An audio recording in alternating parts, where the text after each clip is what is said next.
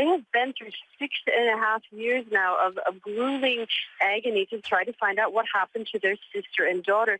And as you heard them say in this press conference, they don't feel that it's finished yet, because the verdicts that came down last night, the conviction, holding the conviction of Amanda Knox and Raphael Sollecito, will not be considered definitive until the High Court rules, and that could come sometime next spring. And they're preparing for another year of just waiting.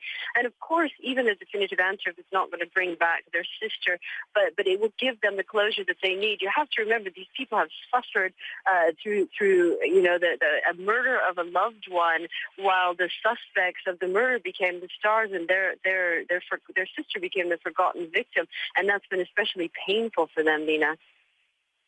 Yeah, you certainly heard them saying that. Stephanie Kercher, Meredith's sister, saying it may be, Barbie, that we never actually know what happened. It seems as though the family is trying to come to terms with the fact that this will remain probably an unsolved case, even if Knox and Sollecito are eventually convicted.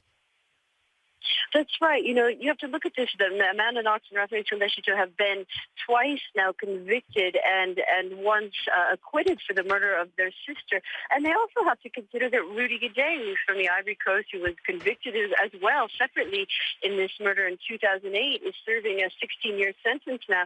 Rudy Guedé, who definitively was confirmed for the murder of Meredith Kercher, will be allowed to apply for work release this fall. So for them, it's a complicated situation. They don't speak Italian. They're following this through their Italian lawyers and through the British consulate, but they are also watching the news reports too.